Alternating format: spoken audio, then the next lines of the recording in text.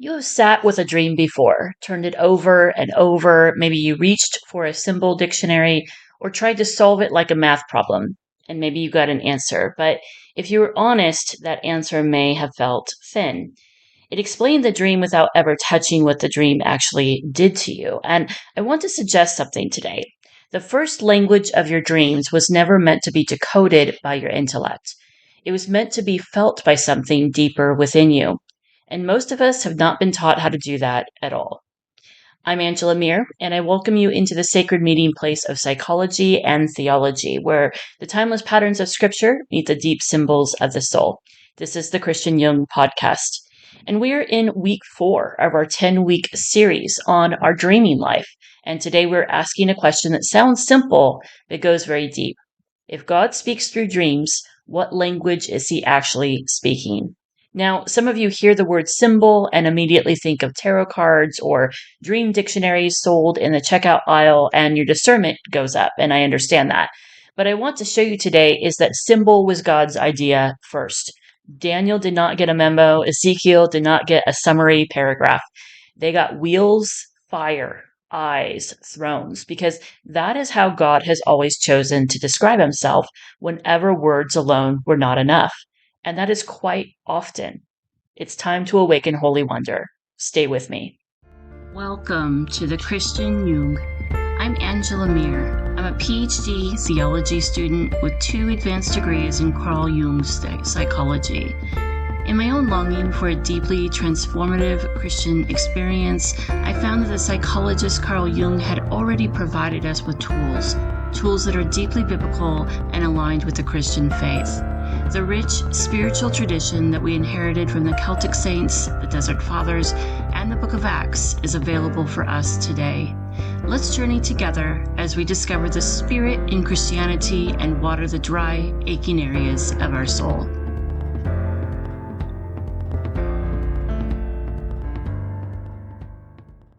I want to tell you about a dream I do not talk about often because it almost feels sacred to hand over casually, but it's really important for you to understand really the content of today's podcast. In the dream, it is dark and I am seen by moonlight. And as I'm walking along a simple wooden dock, it stretches out into a large body of water. When I get to the end of the dock, I look down, and the water is rippling with something larger than I can imagine, moving beneath the surface and rising to the top. Slowly, a large eye begins to emerge. It's enormous, bigger than a whale's eye. And here is the strange part.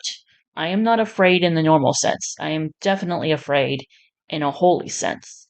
The eye looks at me as if I'm completely known, loved, and cherished all at once. I cannot stop looking at it. We make eye contact for what seems like eternity. And in the last second before it submerges again, I realize what I'm looking at. I'm looking at the Ancient of Days in a symbolic form, and I wake up. Most people, when I describe that dream to them, say the same thing. Well, that sounds like a nightmare to me. An enormous eye rising out of the dark water sounds like something out of a horror film, not a spiritual encounter. But it was, without exaggeration, one of the most significant spiritual experiences of my entire life. When I woke up, my room still had its ordinary amber glow from my nightlight, but the air felt filled with something. I was buzzing with it. I felt fully known, fully seen, fully loved, and also in this kind of awe and fearful wonder at the same time. God, as the Ancient of Days, used a dream and a symbol to reveal a part of his nature to me that words alone had never really quite reached. And here's what I want you to sit with. He did not send that through a podcast or my favorite preacher. He did not send it through my intellect. He did not send it through a vague good feeling during worship. He sent awe specifically through a dream. If someone had simply told me, Angela, God sees you completely and loves everything he sees, I would have nodded, agreed, filed it under what I already believed theologically, and gone on with my day. That sentence is true. I already believed it. But truth as words and truth with a capital T as felt, lived reality are 2 very different ways of knowing God. And the only one of them has the power to actually rearrange you. And, this is why in Greek language, there's 2 different words for knowing. One is an experiential sense, right? Where you know something deeply. And the other is just something that you know with your intellect. We don't have two words in our English language. We only have the one. And so when we say we know something, we typically mean we know it by our intellect. But to know something deeply, experientially, to be able to say, I have encountered the Ancient of Days, is very different from doing a word study on the Ancient of Days in the book of Daniel. And it rearranges something with you. It is the experience within you that your doctrine then begins to say, oh, that's what that means. When I knew this with my head, but now I know it in my spirit, I know it in my soul. This is something that dreams do. They help us reach areas of ourselves that we've cut off in our modern interpretation of Christianity. And that is what symbol does that a statement could not do. This is why things come in dreams. And this is why the visions of the Bible are all in symbolic form. And we're going to unpack that a bit today. I tell you that dream not to impress you with its strangeness, because I think a lot of you have had a dream like it, and maybe you never told a single person because you did not know what category to put it in. But I rarely come across anyone, even people who don't believe that God speaks through dreams, that don't have a dream that they've filed away and said, well, that was really something. It in this particular case, it did not feel like a warning dream or a compensatory dream, the kind we talked about last week. It just felt holy and huge and slightly outside what my church experience gave me language for. And if it's you that are understanding what I'm talking about, I want you to know that there's nothing wrong with you and nothing wrong with your dreams. You simply met God in a language that He has spoken before we had words at all. Here's the premise I want to lay down clearly. God uses signs and symbols as his first language in the Bible. Yes, he spoke in Hebrew, Aramaic, and in Greek, but underneath the words, his preferred grammar has always been image. And I think the reason so many of us do not understand our own dreams is not that we're bad at interpretation. It's that God is trying to develop an actual language with us, one that is built on relationship and on understanding our personal calling in the world, not on a lookup table or dictionary. God will use dreams to bypass our intellect on purpose because we rely on our intellect far too heavily. I say that as someone who's currently a PhD theology student, I love the intellect. I love rigor. I love being able to use word studies and break scriptures apart and look at it historically and really understand why we say certain things in Christianity. But because I was raised on the mission field, I still have a space in my soul for the mysterious, the unexplained, the numinous, in a way that a lot of our current Christian landscape has quietly trained out of people. We want answers. We want equations. And I would even say this is part of why so many Christians are afraid of artificial intelligence right now. We have started to believe our intellect is all we are. And it's not. We are not just biology either. Plenty of psychologists treat the psyche as purely biological, as something that reduces it down to neurology, for instance. But neuroscientists themselves are clear that consciousness is not simply located in the brain the way we assume. As far as I know, Carl Jung is the one psychologist who recognized the psyche as something closer to what scripture calls the soul. He saw it as having its own cosmology, its own patterns, its own way of making sense of the world. And he was far more interested in healthy psychological life than in pathology, which made him unusual in his field. And here's the piece that I really want you to hold on to, because Jung said the psyche speaks in symbol and in sign, and that the psyche has what he has called a religious function. I'm going to say that again. Your psyche, according to Jung, is utilized to understand the religious. Your dreaming mind, in other words, is speaking structurally the same language as the biblical prophets, the same language behind visions and dreams, ordinary people night after night, the same language received by saints, mystics, and the early church fathers for 2,000 years. When we try to boil our dreams down to pure intellect, we get stuck, and honestly, for good reason. For weeks now, one verse has been on repeat in my spirit. Lean not on your own understanding. Proverbs 3:5. We have become remarkably good at leaning on our own understanding, and dreams confront that gently in the one part of the day where we've managed and structured and intellectualized our way through. The dreaming mind finally has a place that we can be spoken to. Think about why relationship by nature has to be built on more than statements. If I only ever gave you facts about myself, my age, my job title, the city I grew up in, you would have information about me, but you would not know me. You would know me if I let you into an image, a memory, something felt rather than filed away in your, database. That is exactly the difference between a sign and a symbol. And it is exactly why God, who wants to be known and not merely believed in, keeps reaching for image over documents of statement. This also connects directly to calling, which is where I think a lot of us miss the point of our own dream life. We tend to think our calling should arrive as a sentence: go do this specific job, move to this specific city, say yes to this specific opportunity. And sometimes it does. But more often, calling arrives the way Daniel's throne room arrived, or the way my dock arrived, as an image that has to be lived with before it fully resolves into direction. If you're waiting for God to hand you your calling in a single clear sentence, you may be waiting for the wrong kind of language entirely. He may already have handed it to you in a symbol you have not finished sitting with yet. There's a feeling that German theologian Rudolf Otto named the mysterium, tremendum, et fascinans. The sense of the holy other is simultaneously overwhelming and inviting, terrifying and near, wholly strange, and yet personally close. I'm going to say this again because I think it's really important that we understand this was a German term, Rudolf Otto, the theologian, that Jung borrowed, called the numinous.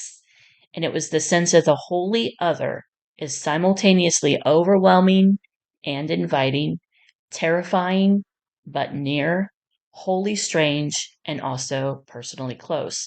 And when Carl Jung borrowed Otto's word for that feeling, numinosity, he used it constantly through his work because he understood that the intellect needed to be confronted by something it could not fully metabolize. We have lost the numinous largely and traded it in for the explainable, for apologetics, for clarity and precision. And in that trade, we have lost the mystery of God and his mysterious ways, even while night after night he keeps sending the dream anyways, as if to say, when you have grown tired of your intellect, I am here. We have traded that feeling for clarity. We have traded numinosity for explanation. We have traded the image for words. And in doing so, we have gained something real. Clarity is not nothing, but we have lost something the soul actually requires. We have lost the capacity to encounter God in his full, incomprehensible dimensions, the dimensions scripture never stops reaching toward, even when it cannot fully contain them.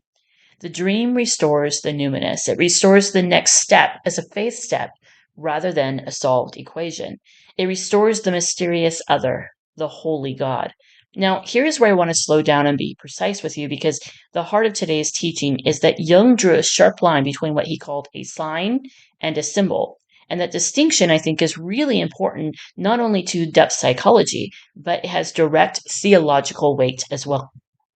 A sign, Jung said, has a fixed, translatable meaning, like a math equation. A red light means stop. The word cat refers to the animal. A sign can be swapped out for what it points to without any real loss. Its entire job is to point, and once you have received the point, the sign has done its work and can be discarded. For instance, you're asking God whether or not you should take a promotion. You go to bed, you have a dream, and at the dream, you're sat at a red light for the entire time. You wake up and you recognize the Lord saying, no, don't go for this particular thing, right? It's the Lord is saying, stop, don't do this. And that's a sign. It kind of gives you those quick answers that you may need for your life. But a symbol does something that's completely different. It does not have an equivalent meaning you can trade it for. It cannot simply stand in for a person, a place, or a thing. It's not necessarily used for, like I just described, quick directions. A symbol, Jung said, carries its meaning within itself through the emotion it evokes, through a message that resists being flattened, through a mystery that needs real time to unfurl. Often a true symbol will exhaust every attempt you make to fully explain it. The eye in my dream is a symbol in exactly that sense. I can tell you I was looking at the Ancient of Days. I would not need another 10 years to fully relate what the eye actually meant to me in that moment, and I'm not sure 10 years would be enough. Daniel was in the same position I was. When he first wrote about the Ancient of Days, he did not reach for a tidy sentence. He used the full visionary experience of Daniel chapter 7, a throne, fire, flowing flames, garments white as snow, a court of 10,000 times 10,000. Ezekiel, also seeing eyes, did not write, well, folks, God is omniscient. He wrote the symbols of Ezekiel chapter 1 exactly as he received them: wheels within wheels, eyes on every side, chariots of fire. When God is described in Scripture, he is described in symbol. That is not a stylistic accident. That is precisely why we need to prioritize our dreams in our Christian walk instead of quietly filing them under things we do not have time for. Let's put a few more passages next to each other because seeing them together makes the pattern impossible to miss. Psalm 139 says it plainly: You have searched me and known me, Lord. You know when I sit and when I rise. You perceive my thoughts from afar, and where can I go from your spirit? Where can I flee from your presence? Such knowledge is too wonderful for me, too lofty for me to attain. That phrase, too lofty to attain, is not a failure of theology, even though our culture would tell you it is. It is the right posture toward a God who has always exceeded our categories, and he sends the dream, in part, to remind us of exactly that. The contemplative Christian tradition has a name for this posture. Apophatic theology holds that God exceeds every human category and that every true statement we make about him is also at the same time insufficient. This is not anti intellectualism. The mystics who held this tradition were not opposed to thinking clearly. They were naming the actual limits of the intellect in the presence of the infinite. They believe the soul does its best work beyond the reach of the intellect in a place words and concepts cannot fully follow. The dream honors that limit in the way propositions cannot. A dream cannot simply tell you God is the Ancient of Days. It shows you, it walks you down the pier and makes you look it in the eye. It makes you feel something. It makes your faith stretch in real time. It makes you see God in a place you had not previously known him, and you walk away fully known, fully seen, outside of any intellectual code that needs cracking in the first place. This is also why I want to be careful about rushing to interpret every dream the moment it happens.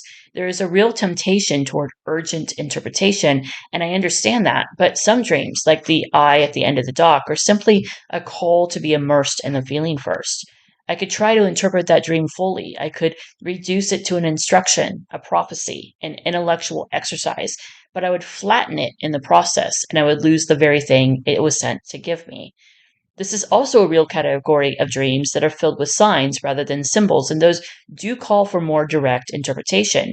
Part of maturing in this process is learning to tell the difference, which is exactly what we build out further in the inner room, which is the paid tier of our Substack articles.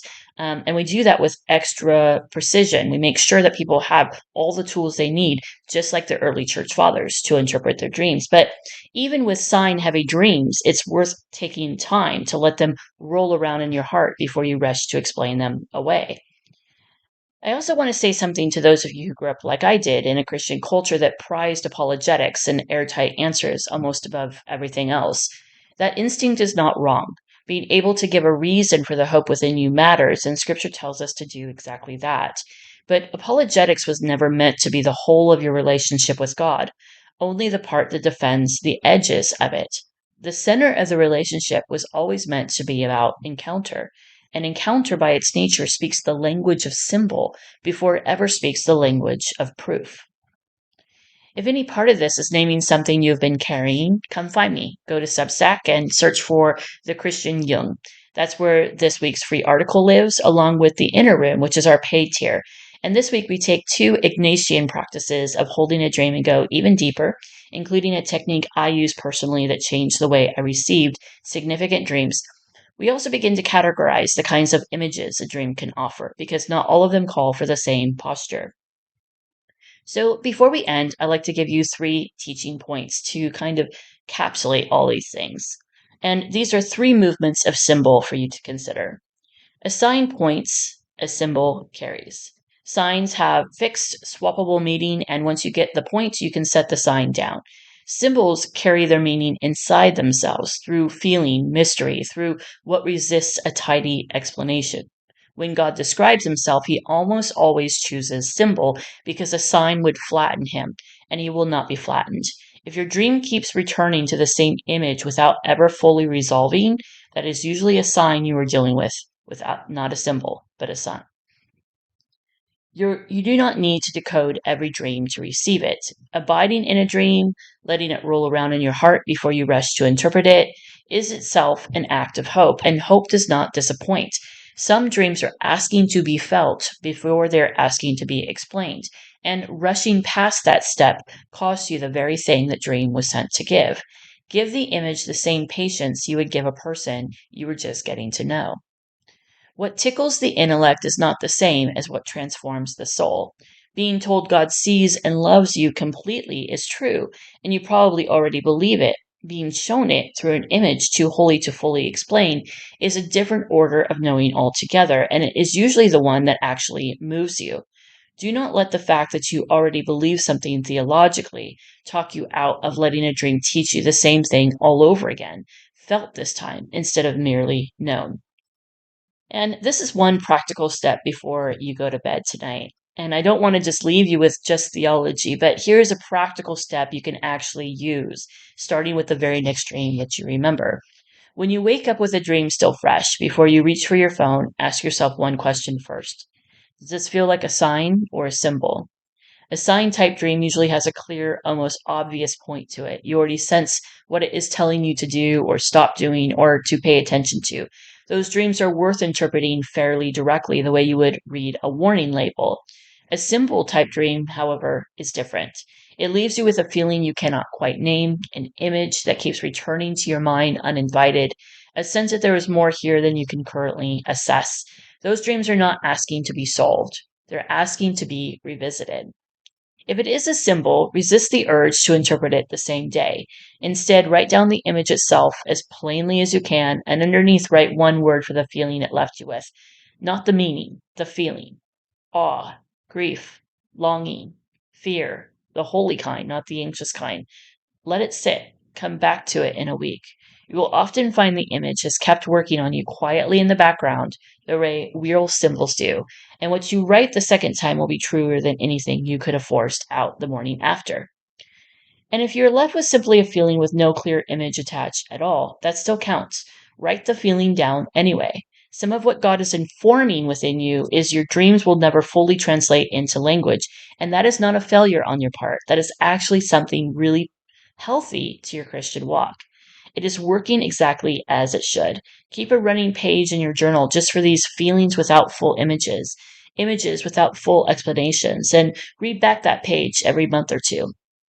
You will start to notice a shape of it long before you can name what the shape is. And that noticing is itself the beginning of the relationship God has been trying to build with you through this whole language the whole time. Before we recap, I want to say one more thing to those of you who feel like you've been waiting a long time for God to speak clearly into a situation. It is possible he already has, and it did not look like the kind of speaking you were trained to expect. It looked like an image you dismissed as strange, a dream you forgot to write down, a feeling during worship you assumed was just tiredness. God has never been stingy with his speech. He has simply never been obligated to speak in the dialect we find most convenient. Part of growing up spiritually is learning to recognize his voice in the dialect he actually uses, not the one we would have preferred.